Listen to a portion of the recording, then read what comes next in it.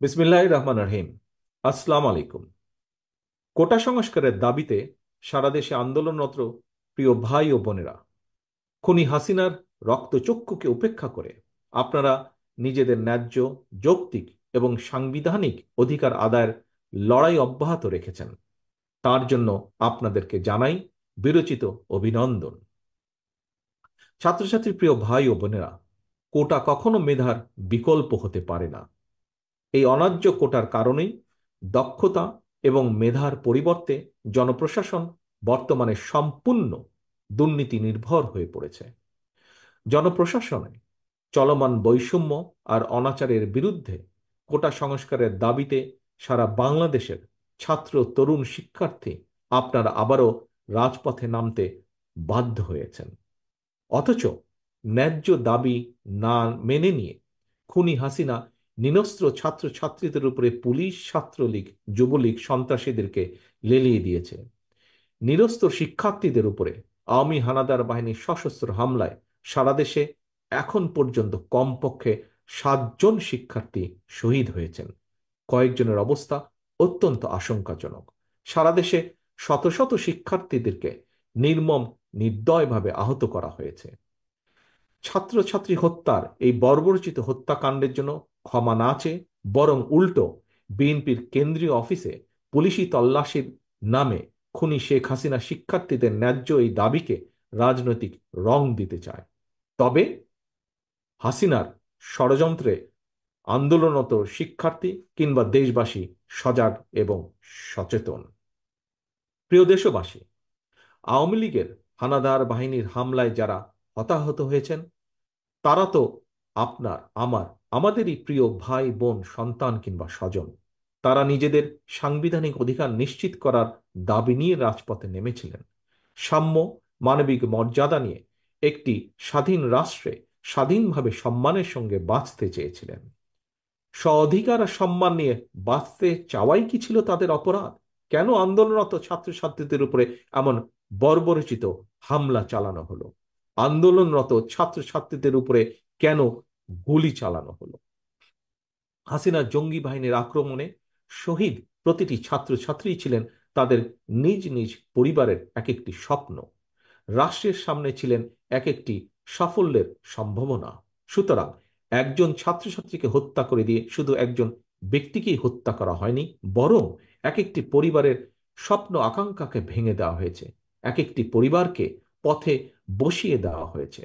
বিনা ভোটে অবৈধভাবে রাষ্ট্র ক্ষমতা কুক্ষিগত করে রাখতে রক্তপিপাসু হাসিনা এভাবে আর কত মানুষের জীবন কেড়ে নেবে, আর কত পরিবারের স্বপ্ন কেড়ে নিলে খুনি হাসিনার রক্তের নেশা মিটবে।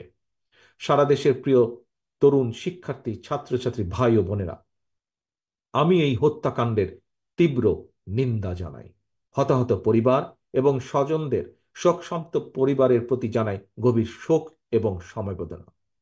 আল্লাহর দরবারে শহীদদের মাগফিরাত কামনায় বিএনপি সহ বাংলাদেশের প্রতিটি গণতান্ত্রিক রাজনৈতিক দলের পক্ষ থেকে বুধবার বা জোহর সারা দেশে গায়েবানা জানাজা অনুষ্ঠিত হচ্ছে।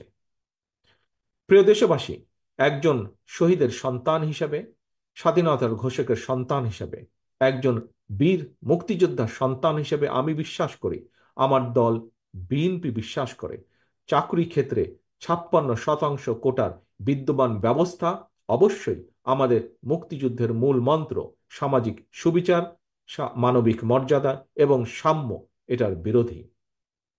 কোন সভ্য রাষ্ট্র ও সমাজের শাসন প্রশাসন দা চাপাতি, কুড়াল কিংবা হেলমেট বাহিনী দিয়ে চলতে পারে না। জ্ঞান ভিত্তিক রাষ্ট্র এবং সমাজ বিনির্মাণ করতে হলে, বর্তমান প্রতিযোগিতামূলক বিশ্বে টিকে থাকতে হলে মেধাভিত্তিক শাসন প্রশাসনের কোনোই বিকল্প নেই।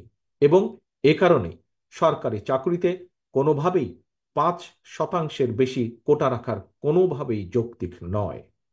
শিক্ষার্থীদের উদ্দেশ্যে, সারা বাংলাদেশের শিক্ষার্থীদের উদ্দেশ্যে আমি বলতে চাই, জনগণের রায় বিএনপি আবারও সরকার গঠনের সুযোগ পেলে সংবিধানের 29 বিধির আলোকে অবশ্যই কোটা সংস্কারের যৌক্তিক এবং ন্যায্য দাবির বাস্তবায়ন করা হবে ইনশাল্লাহ।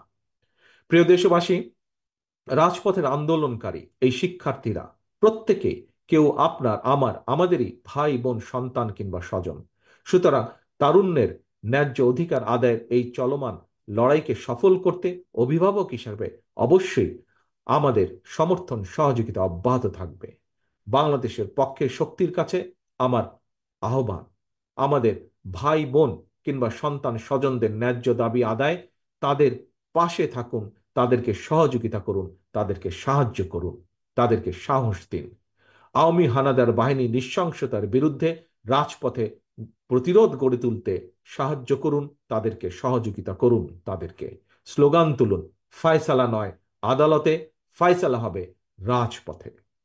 প্রিয় দেশবাসী, বিগত 16 বছরে, 17 বছরে বারবার প্রমাণিত হয়েছে খুনি হাসিনার হাতে কেউ নিরাপদ নয়। এমনকি এই দেশের বা আমাদের প্রিয় মাতৃভূমি বাংলাদেশের স্বাধীনতা, সার্বভৌমত্ব নিরাপদ নয়।